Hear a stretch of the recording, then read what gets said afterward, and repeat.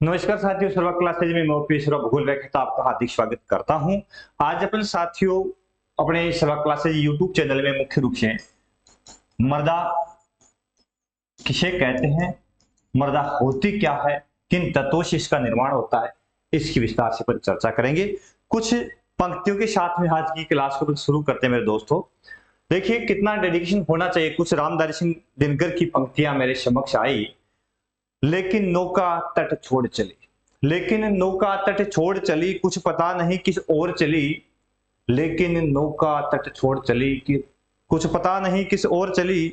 ले लील भले ये धार मुझे, ले लील भले ये धार मुझे, लौटना मुझे स्वीकार नहीं, लौटना मुझे स्वीकार नहीं। तो इतना डेडिकेशन अपने अंदर यदि होगा मेरे दोस्तों, तो हम अपनी मंजिल को प्राप्त कर लेंगे, अपने लक्ष्य को प्राप्त कर लेंगे, है ना। तो पूर्ण डेडिकेशन के साथ में आज की क्लास को आप आगे बढ़ाते हैं। बड़ी महत्वपूर्ण क्लास है और मिट्टी की चर्चा अपन विस्तार से करने वाले हैं। तो जुड़ जाएं सभी साथी और अपने YouTube चैनल जो है उसको सब्सक्राइब कर लें। आज अपन सॉइल मिट्टी की चर्चा विस्तार से करेंगे।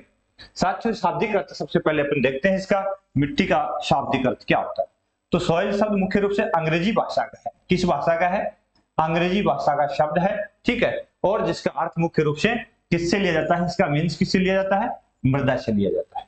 हालांकि अब सोइल शब्द अंग्रेजी भाषा का है, तो यह किस से बना है? तो सोइल शब्द मुख्य रूप से जो है वो लैटिन भाषा से बना है। किससे बना है? लैटिन भाषा से। और आपको अधिकतर भूगोल में जो वर्ड मिलेंगे उनकी उत्पत्ति मुख्य रूप से किस भाषा से मिलेगी? तो या तो आपको यूनानी भाषा से मिलेगी या ग्रीक या लैटिन भाषा से मिलेगी।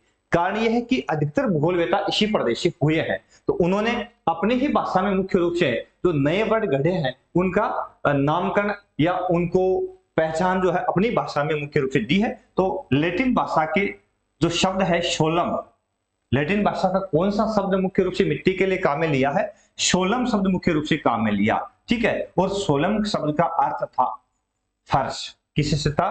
फर्श से था। आंगन जिसको कहें, फर्श को, धरातल जिसको कहें, है ना। फर्श से इसका तात्पर्य अभिप्राय था मुख्य रूप से। और इसी से मुख्य रूप से जो शब्द बना है वो कौन सा बना है? सॉइल बना है, जो किस भाषा में है? इंग्लिश भाषा के, जिसका अर्थ अपने क्या ले लिया? मृदा ले लिया। अब इस मृदा का अध्ययन किसे का, जिस शाखा में किया जाता है उसको बोलते हैं पेडालॉजी, मृदा विज्ञान, है ना। मृदा विज्ञान, मृदा का अध्ययन जिस शाखा में किया जाता है उसको बोलते हैं मृदा विज्ञान या पेडोलॉजी या पेडालॉजी, ठीक है। तो मुख्य रूप से मृदा सोइल शब्द का जो उत्पत्ति हमने कहां से जोड़ी है? लैटिन भाषा से। किस शब्द से जोड़ी है? शोलम से, जिसका अर्थ हमने क्या लिया है? फर्श, ठीक है। उसके बाद में इसको अपन किस प्रकार से डिफाइन करें, इसकी डेफिनेशन क्या है? जब डेफिनेशन की बात आती है मेरे दोस्तों, तो सामान्य शब्दों में इसका अर्थ यदि अपन लेते हैं तो इसकी डेफिनेशन कुछ इस प्रकार से तय हो जाती है। किस तरह से? धरातल की ऊपरी परत, मिट्टी कौन सी होती है? धरातल की सबसे ऊपरी परत, जो सेलों के विघटन, क्योंकि सेलों के विघटन और वियोजन से ही मुख्य रूप से मिट्टी का निर्माण होता है। तो सेलों के विघटन तथा वियोजन, सेलों के टूटने और उसके चूर्ण होने से मुख्य रूप से उत्पन्न ढीले तथा असंगठित पदार्थों से, है ना, मुख्य रूप से क्या हम दिखा यहाँ पे देखिए कि धरातल की ऊपरी परत जो सेलों के विघटन तथा वियोजन से उत्पन्न ढीले तथा असंगठित पदार्थों से बनती है, ठीक है। सेलों के विघटन और वियोजन से जो असंगठित तत्व बनते हैं, संगठित पदार्थ बनते हैं, भाई सेले टूटती है तो चूंकि उसका चूर्ण बनता है और वो चूर्ण मुख्य रूप से असंगठित हो जाता है, खुल जाता है, और उसी असंगठित पदार्थ से क्या बनती है? अपनी मृदा बनती है, मिट्टी बनती है।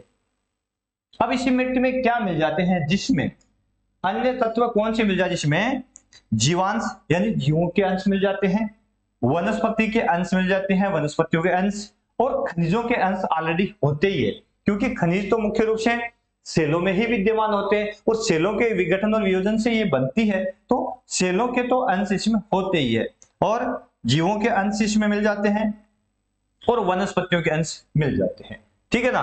तो इस प्रकार से निर्मित जो मृदा का, जो धरातल का ऊपरी भाग जो होता है, उसको अपन सामान्य अर्थ में मृदा के नाम से पुकारते हैं। किस नाम से पुकारते हैं?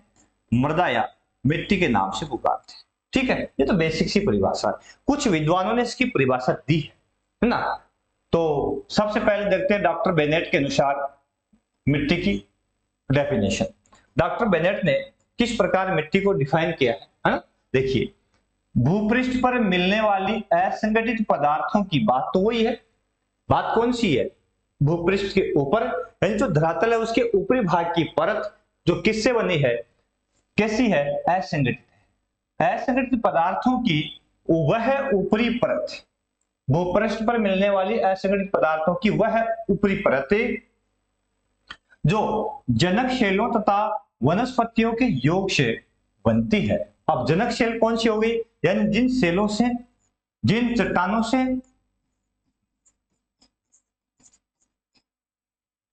मृदा बनी है वो उसकी जनक हो गई।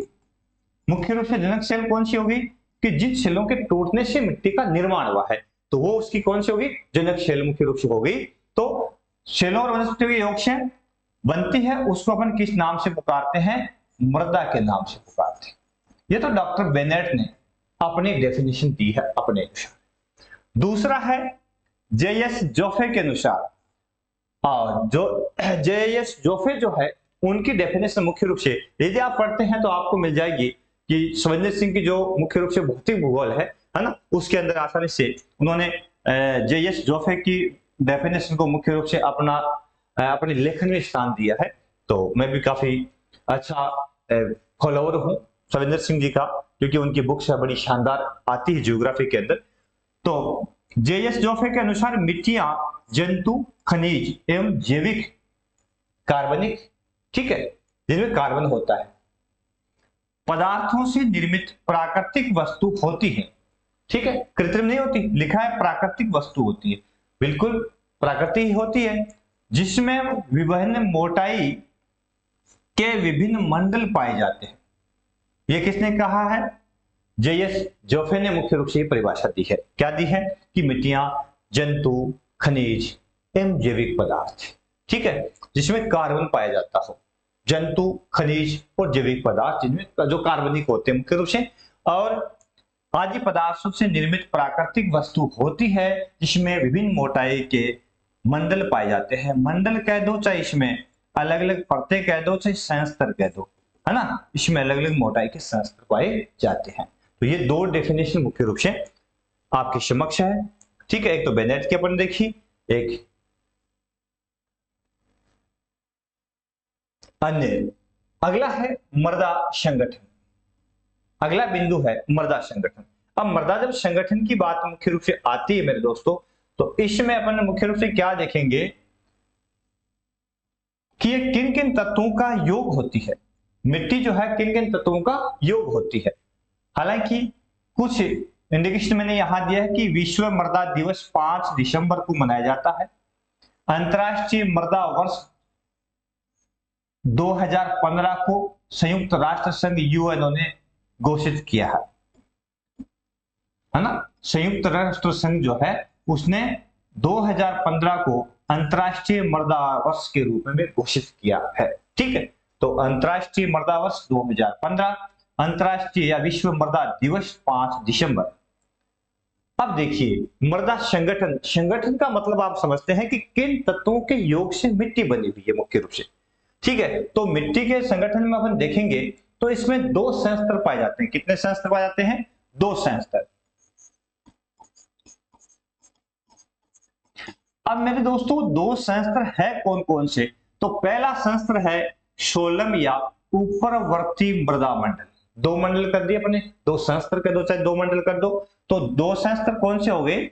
शोलम या ऊपरवर्ती मृदा मंडल, यानी मृदा की ऊपरी परत, जो मिट्टी है उसको दो पार्टों में डिवाइड कर दिया, ठीक है, और उसकी ऊपरी परत।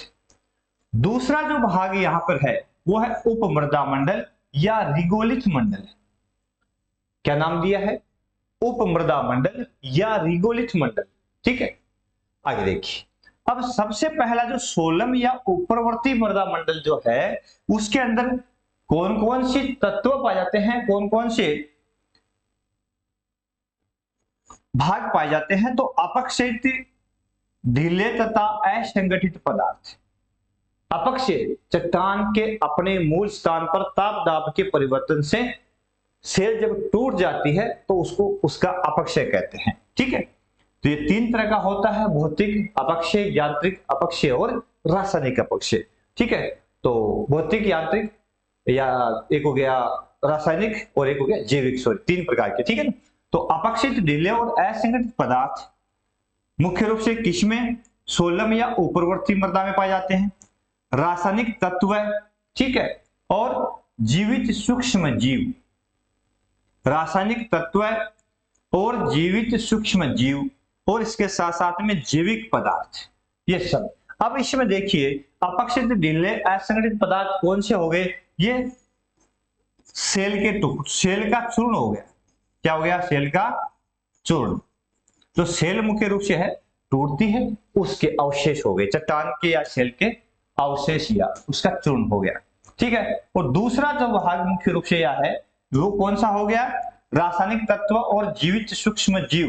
आपको पता है कि मृदा की जो ऊपरी परत होती है ना, ऊपरी परत, इसमें सूक्ष्म जीव पाए जाते हैं, विभिन्न प्रकार के बैक्टीरिया पाए जाते हैं, विभिन्न प्रकार के जीवाणु पाए जाते हैं, है ना। जैसे कि केंचुआ के नाम आपने सुना ही होगा। कई तरह के सरीसृप मिलते हैं, कई प्रकार के कृदंतक यानी चूहे मुख्य रूप से मिलते हैं, है ना। ये सभी कहाँ मिलते हैं, मृदा की परत के अंदर ही मिलते हैं मुख्य रूप से। तो कई सूक्ष्म जीव होते हैं, ये कई माइक्रोमीटर से लेकर के और 20 सेंटीमीटर की मोटाई तक के जीव मिलते हैं। देखो ये जो जीव मिलते हैं मुख्य रूप से ये 20 माइक्रोमीटर, 20 माइक्रोमीटर से 20 सेमी तक के जीव मिलते हैं, है ना। 20 माइक्रोमीटर से 20 सेंटीमीटर तक के जीव मृदा के अंदर मुख्य रूप से पाए जाते हैं। तो ज्यादा सूक्ष्म होते हैं तो उनको सूक्ष्म जीवित जीव कह देंगे, जो मुख्य रूप से किस में पाए जाएंगे, यानी 1 सेंटीमीटर से भी कम लंबे आकार में या मोटे जो जीव होते हैं वो सूक्ष्म जीवों की श्रेणी में रखे जाएंगे। इसके अलावा जैविक पदार्थ, तो जैविक पदार्थ में मुख्य रूप से जीवित जीव जंतु तो होते ही हैं, और इसके अलावा वनस्पतियां भी शामिल होती है, वनस्पतियों के अंश। ठीक है ना, तो ये भी किस में शामिल हो जाते हैं, जैविक पदार्थों में। तो अपक्षित, सेल चूर्ण, इसके साथ में रासायनिक तत्व, जीवित सूक्ष्म जीव और जैविक पदार्थ। ये था पहला। अब दूसरा है उपमृदा, मृदा का दूसरा पार्ट। और यदि हम इसको एक डायग्राम के बेस पे इस प्रकार से ले लें, ये मान लिया धरातल की परत है, इसके अंदर ये जो भाग है ना, ऊपर वाला जो भाग है इसका नाम आपने क्या दे दिया, सोलम नाम दे दिया या ऊपरी मंडल नाम दे दिया, और ये वाला जो भाग है इसको उपमृदा नाम दे दिया। अब आपको पता है कि यहाँ पेड़ पौधे, सभी जीव जंतु, सभी मानव क्रियाएं धरातल की ऊपरी तो होती है ना, और ऊपर जब सभी क्रियाएं होती है तो मिट्टी के अंदर सबसे ज्यादा योग जो होता है ना, किसका होता है, इन तत्वों का मिलावट कहाँ होती है, ऊपरी परत में। तो ये सभी तत्व मुख्य रूप से किस में पाए जाते हैं, ऊपरी परत में पाए जाते हैं। उसके नीचे वाली जो परत उपमृदा होती है, ये इसमें कौन से तत्व होते हैं, तो इसमें होते हैं अजैविक। कौन से है, अजैविक। ठीक है, अजैविक तत्व जैसे चट्टानी होगी मुख्य रूप से, है ना। अकार्बनिक, जिसमें कार्बन नहीं पाया जाता मुख्य रूप से, तो अजैविक, अकार्बनिक मुख्य रूप से, एबायोटिक। ठीक है, और अपक्षित सेल। अब सेलों के अवशेष तो है मुख्य रूप से, यहां सेल के मूल अवशेष मिलते हैं, यानी यहां जो सेल होती है उस सेल के मूल अवशेष मिलते हैं, मूल अवशेष। क्योंकि यहां सेल रूपांतरित नहीं होती, ऊपर बढ़ती है तो सेल रूपांतरित हो जाती है, यानी वो अनेक टुकड़ों में टूट करके बारीक चूर्ण बन जाता है, अनेक तत्वों में मिल जाती है। लेकिन यहाँ निचला जो संस्तर, उपमृदा वाला जो संस्तर होता है, इसमें सेल जो होती है वो अपना जो चूर्ण होता है इस मिट्टी के अंदर, सेल का चूर्ण, वो अपनी मूल अवस्था में होता है। ठीक है ना। तो मृदा के 2 उपमंडल हो गए, पहला सोलम या ऊपरी मृदा, दूसरा उपमृदा मंडल या रिगोलिथ। अब रिगोलिथ किसे कहते हैं, एक नया वर्ड है। रिगोलिथ किसे कहते हैं मुख्य रूप से, तो सेल चूर्ण को। किसको बोलते हैं, सेल चूर्ण को, रिगोलिथ। सेल अवशेष, यानी सेल जब अपघटित होती है, टूटती है, उसका अपक्षय होता है, तो उसके अपघटन से जो चूर्ण बनता है ना, मुख्य रूप से जो चूर्ण बनता है सेल का, उसको रिगोलिथ मंडल कहा जाता है। ठीक है, तो सेकंड पार्ट है रिगोलित मंडल, इसका पहला है 16। उसके बाद में देखिए मृदा के संगठन में कौन कौन से अन्य भाग इसके हैं। तो संगठन के अंदर मुख्य रूप से इसके 4 भाग कर दिए अपने। कितने भाग कर दिए? पहला मुख्य विभाजन अपन ने किया, उसमें तो अपन ने इसके 2 भाग कर दिए। 2 भाग का मतलब है कि उसकी ऊपरी परत और इसकी नीचे की परत। एक को सोलम नाम दे दिया है ना, और एक वाली दूसरी वाली जो कौन सी होगी, नीचे की परत, एक ऊपरी एक नीचे की, है ना, अधः मंडल कह सकते हैं नीचे वाली को। तो उसके बाद में आगे है संगठन। इस संगठन में मुख्य रूप से अपन क्या देख रहे हैं कि मृदा जो पाई जाती है कहां से, जनक सेल से ऊपरी धरातल की ऊपरी परत की जो मृदा होती है उसमें कौन कौन से तत्व शामिल है। ठीक है, तो इसको अपन संगठन के नाम से अपन देखेंगे कि मिट्टी का संगठन कैसा होता है। एक होती है संरचना, एक होता है संगठन। अब देखिए संरचना में तो होता है, उसकी अपन परिच्छेदिका देखेंगे इस प्रकार से। ये तो हो जाएगी उसकी संरचना। तो एक प्रकार से अपन ने पहला जो भाग देखा है ये तो हुई उसकी संरचना। ठीक है ना, यदि इसको अपन संगठन की जगह यदि संरचना भी कहते हैं ना तो भी कोई बड़ी बात नहीं, क्योंकि संरचना ही हुई ना ये ऊपरी मंडल और दूसरा रिगोलित मंडल या उपमृदा मंडल, है ना। तो जब परतें बनती है, एक परत ऊपर एक परत नीचे, तो उसको अपन संरचना के नाम से अभिहित कर सकते हैं। अब संगठन जो होता है उसकी में मुख्य रूप से कौन कौन से पार्ट होते हैं वो देखा जाता है। तो एक मिट्टी जब बनती है, उस मिट्टी के अंदर मुख्य रूप से पहला जो भाग होता है वो है 1 नंबर भाग, जिसमें लिखा है जीवित जीव। जीवित जीव है जैविक पदार्थ। अब एक मिट्टी के अंदर जीवित जीव और जैविक पदार्थ का योगदान कितना होता है, तो वो योगदान मेरे दोस्तों होता है 5 से 12%। कितना होता है? 5 से 12% के आसपास में। ठीक है, अब जीवित जीव और जैविक पदार्थ कहां मिलते हैं, तो इसकी बात अपन करते हैं तो ये मृदा के ऊपरी भाग में मिलते हैं। मृदा के ऊपरी भाग में मुख्य रूप से जीवित जीव व जैविक पदार्थ पाए जाते हैं। ठीक है, उसके बाद में मिट्टी में खनिज तत्व भी होते हैं, क्योंकि सेलों के विघटन और वियोजन से मुख्य रूप से मिट्टी बनती है, तो इसमें खनिजों का अनुपात भी होता है। अब खनिज साथियों कितने होते हैं? इसका अनुपात होता है 38 से 47% भाग। 38 से 47% भाग के मुख्य रूप से किसका योगदान होता है? खनिजों का होता है। ठीक है, तीसरा पार्ट। अब खनिज में कई तरह के खनिज मुख्य रूप से जो जमीन के अंदर, धरातल के अंदर पाए जाते हैं। जमीन में पाए जाने वाले सभी खनिज, भाई सभी का योगदान मुख्य रूप से इसमें होता है मिट्टी के अंदर, है ना। तो जो भी जमीन के अंदर खनिज मुख्य रूप से पाए जाते हैं, जब खनिज विस्तार से अपन पढ़ेंगे तो कौन कौन से खनिज है इससे पृथ्वी के निर्माण में आए हैं मुख्य रूप से, तो उन सब की विस्तार से अपन चर्चा करेंगे। तो खनिजों का योगदान है ही अगला बिंदु। अगला शब्द जो काम में लिया यहाँ पे, उसको लिखा है मृदा घोल। मृदा घोल 15 से 35% के आसपास। अब घोल किससे बनता है? घोल बनता है जल से। अब जल मुख्य रूप से कहां से मिलता है? जल मिलता है वर्षा से, या हिमवर्षा से, हिमपात से, हिमालयों के प्रवाह से, नदियों के प्रवाह से मिट्टी में जल घुलता है। विशेषकर योगदान होता है वर्षा से।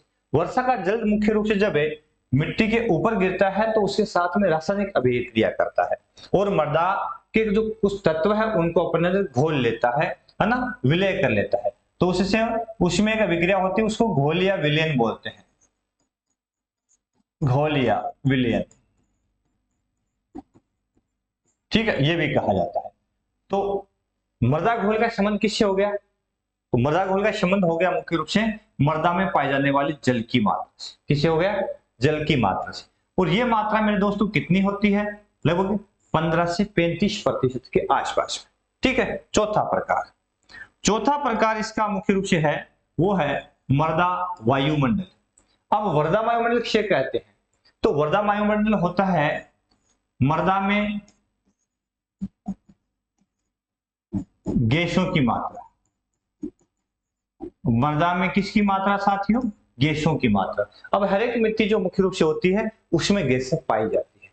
अब इन दोनों का विपरीत संबंध देखो, इन दोनों का मृदा वायुमंडल और मृदा घोल जो है, इन दोनों का आपस में विपरीत संबंध है,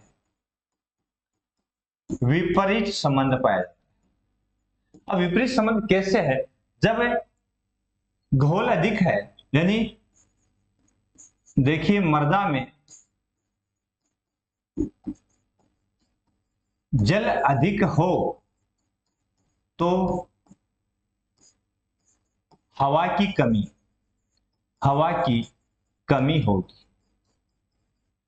क्यों? क्योंकि मिट्टी में जो रंध्र पाए जाते हैं जिसमें हवा रहती है वो जल कवर कर लेगा और इस कारण से उसमें हवा प्रवेश नहीं कर पाएगी या हवा रह नहीं पाएगी। ठीक है ना। दूसरा ठीक इसके विपरीत हो जाएगा, मृदा में जल की कमी हो तो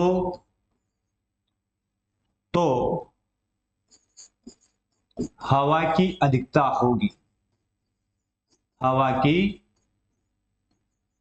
अधिकता होगी। ये दो बिंदु यहां पे है। तो यह अपन कह सकते हैं ना, क्या कह सकते हैं कि मृदा घोल और मृदा वायुमंडल में आपस में विपरीत संबंध पाया जाता है। मृदा घोल में यदि जल की मात्रा अधिक है तो वायुमंडल कमजोर हो जाएगा। वायुमंडल यदि ज्यादा हावी है या इसमें हवा की मात्रा ज्यादा है तो उसमें जल की मात्रा कम होगी। ठीक है। इस प्रकार से मृदा जो है उसको संगठन के तौर पे अपन देखेंगे तो 4 भागों में बांट सकते हैं। कितने भागों में? 4 भागों में। ये पहले मैंने क्यों बताया? क्योंकि जब हम राजस्थान की मिट्टी का वर्गीकरण विस्तार से करेंगे तब हमें पता हो जाना चाहिए कि मिट्टी बनती कैसे है, मिट्टी के अंदर वायुमंडल क्या होता है, मिट्टी का घोल किसे कहते हैं, उसमें खनिज पदार्थ होते हैं कि नहीं होते। ठीक है ना। मुख्य रूप से है ना, कौन कौन से खनिज पदार्थ होते हैं ये भी अपन विस्तार से देखेंगे। जैसे भाई जिप्सम भी होता है, फास्फोरस भी होता है, नाइट्रोजन गैस भी मुख्य रूप से होती है, सिलिका भी होती है, ऑक्सीजन भी होती है। कई सभी तत्वों की अपन विस्तार से चर्चा करेंगे।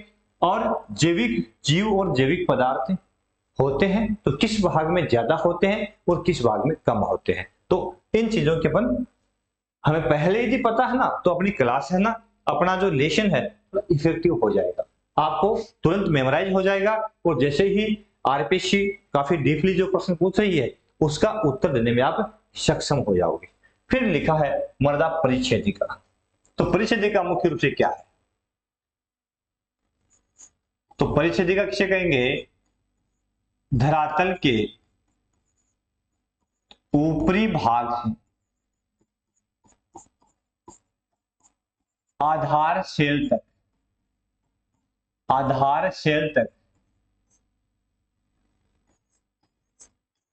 तक मृदा में पाई जाने वाली परतें, ठीक है ना, मृदा परिच्छेदिका या पार्श्विका कहलाती है। अब मृदा पार्श्विका या मृदा परिच्छेदिका किसे कहते हैं मुख्य रूप से? तो वही है आधार सेल से लेकर के और जो ऊपरी मृदा का अंतिम ऊपर का टॉप का जो आवरण है उसके बीच में मृदा के कौन कौन सी परतें पाई जाती है, ठीक है ना, वही मृदा परिच्छेदिका कहलाती है। अब यहां देखिए इसमें 3 संस्त्र प्रमुख होते हैं। मृदा परिच्छेदिका में 3 संस्त्र होते हैं। कितने संस्त्र होते हैं? 3 संस्त्र। अब वो 3 कौन कौन से? सबसे जो पहला संस्त्र है वो होता है जैविक संस्त्र और इसको ओ से अभिहित करते हैं। किस?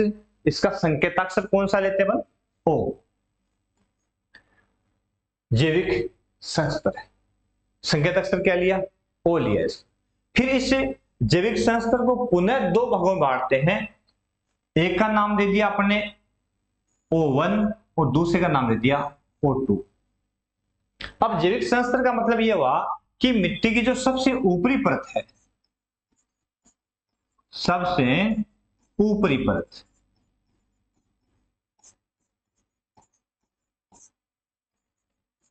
में जीवों के अवशेष होते हैं, जीवों के अवशेष सर्वाधिक होते हैं।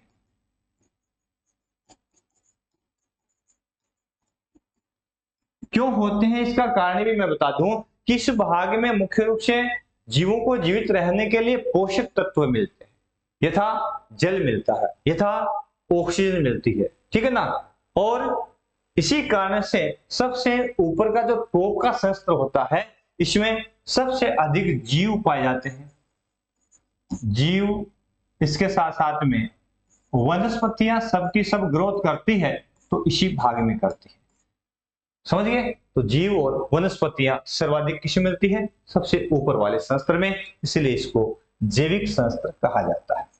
इसके दो पार्ट है, O1 और O2। O क्या लिया, इसका संकेताक्षर लिया, ठीक है ना। तो इसको दो पार्टों में बांट दिया, O1 और O2 मुख्य रूप से, ठीक है, समझ गए होंगे। तो O1 और O2 मुख्य रूप से। अब ये जो O1 है, इसमें मुख्य रूप से क्या हो जाता है, जीवों और वनस्पतियों के अंश, जीव व वनस्पतियां, ये किस पाई जाती है, O1 के अंदर पाई जाती है, ठीक है। अब O2 में क्या पाया जाता है, जीव और वनस्पतियों के अवशेष, क्या पाए जाते हैं, अवशेष। दोनों में डिफरेंस क्या हो गया, जैविक संयंत्र O1 में जीव और वनस्पतियां पाई जाती है, मूल वनस्पतियां जो होती है, मूल जीव होते हैं वो मिलते हैं, ये सबसे टॉप का, सबसे ऊपर का संयंत्र होता है। और O2 जो होता है ना, उसमें वनस्पतियों और जीवों के अवशेष पाए जाते हैं, ठीक है, उनके परिवर्तित अवशेष कह सकते हैं, है ना, उनके परिवर्तित अवशेष पाए जाते हैं O2 संयंत्र के अंदर मुख्य रूप से, ठीक है। अब दूसरा संयंत्र, दूसरा संयंत्र है खनिज संयंत्र, खनिज संयंत्र। अब इसके लिए संकेताक्षर जो है मुख्य रूप से 3 वर्ड काम में लिए गए, इसके 3 भाग है, हालांकि इसके लिए ए संकेताक्षर काम में लिया जाता है इसके लिए, ठीक है। और इसमें मुख्य रूप से यह एक प्रकार का खनिज संयंत्र होता है जो अकार्बनिक भाग होता है। इसमें 3 इसके पार्ट लिए जाते हैं, ए, बी और सी। फिर पुनः है प्रत्येक के 3 पार्ट होते हैं, ए का ए, बी, ए सी, बी का ए बी, बी सी, सी का ए सी, बी सी और सी सी। इस प्रकार से जो जैविक खनिज संयंत्र है, इसके 3 पार्ट है, ए बी सी, और उसके बाद में उसके पुनः 3 पार्ट है, ए बी सी को मिलाकर के A B A C, A B B C, A C B C C C. इस प्रकार से इसको पुनः 3 भागों में बांटा गया है, ठीक है ना। जब विश्व का भूगोल पढ़ेंगे तो इनमें कौन कौन से तत्व है और किस आधार पे इनको बांटा गया है, विस्तार से अपन चर्चा करेंगे। तीसरा पार्ट इसका मेरे दोस्तों है, वो है रिगोलित संयंत्र। अभी मैंने बताया था रिगोलित संयंत्र का मतलब होता है अपक्षयित सेलें। कौन सी, अपक्षयित सेलें। जब सेलें अपक्षय तापदाह परिवर्तन से टूट जाती है, विदीर्ण हो जाती है, उनका चूर्ण बन जाता है ना, तो वो सबसे नीचे पाई जाती है। भाई सबसे पहले चट्टान टूटती है, उसका चूर्ण बनता है ना, तो वो आधार सेल के ऊपर होती है। इसका मतलब यह धरातल के अंदर की ओर से यदि अपन देखते हैं तो सबसे पहला संयंत्र है, यदि टॉप से और देखते हैं तो तीसरा संयंत्र या अंतिम संयंत्र होता है, ठीक है। तो 3 संयंत्र इसमें होते हैं। उसके बाद में आ जाती है आधार सेल। आधार सेल तो मुख्य चट्टानें आई जाती है ना, चट्टानें कौन सी, मुख्य चट्टानें जिनसे हमारी पृथ्वी मुख्य रूप से बनी हुई, हमारा धरातल बना हुआ है, उसके अपघटन और वियोजन से रिगोलित संयंत्र बनता है जिसको अपक्षयित सेल कहते हैं, और उसके ऊपर खनिज संयंत्र पाए जाते हैं, क्योंकि जो रिगोलित संयंत्र होता है, अपक्षयित सेलें होती है, उनके मुख्य रूप से अपघटन से और टूटने से दूसरा शस्त्र बनता है, जिसमें एक तरह के खनिज जो है उनके अलग अलग शस्त्र बन जाते हैं, उसको खनिज शस्त्र। और सबसे टॉप का जो है वो और अधिक मुख्य रूप से अपघटन से जो अगला शस्त्र बनता है उसको जैविक शस्त्र कहते हैं। और जैविक इसीलिए कहते हैं हालांकि उसमें खनिजों के अंश भी होते हैं, मृदा के अंदर चट्टानों के शिलों के अंश भी होते हैं, शिलों का बारीक चूर्ण होता है मुख्य रूप से, ठीक है ना। लेकिन इसको जैविक शस्त्र इसलिए कहा जाता है कि इस ऊपरी शस्त्र में सबसे अधिक जैविक और वनस्पतियों के अंश पाए जाते हैं। जीवित जीव भी मिलते हैं और वनस्पतियां ग्रोथ यही करती है। मानव अपनी जितने भी आर्थिक क्रियाएं करता है या मनुष्य अपने दैनिक जीवन में जितने भी अभिक्रियाएं करता है वो इसी परत पर रहते हुए अपना जीवन यापन करता है, सारी क्रियाएं यहीं पे संपन्न करता है, ठीक है ना। तो ये थी मृदा परिच्छेदिका। तो ये था बेसिक सा, बेसिक बातें किसके बारे में, मिट्टी के बारे में। और बेसिक आपको यदि दोस्तों नहीं पता है तो अपन सही ढंग से जो अपना टॉपिक रहेगा कौन सा, राजस्थान में, अगला टॉपिक कौन सा होगा, राजस्थान में मृदा वर्गीकरण, राजस्थान की मिट्टियों का वर्गीकरण, इस टॉपिक की मैं चर्चा करूंगा।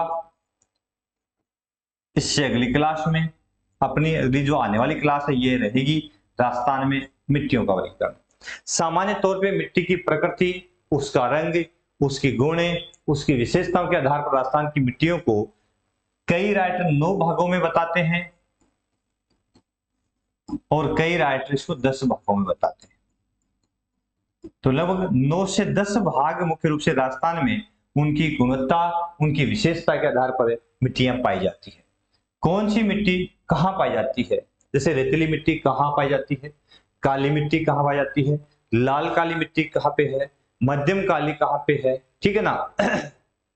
जलोढ़ मिट्टी कहाँ पे पाई जाती है, पीली मिट्टी कहाँ पाई जाती है, भूरी कहाँ पाई जाती है ना, पीली भूरी कहाँ पाई जाती है, रेतीली मिट्टी कहाँ पाई जाती है।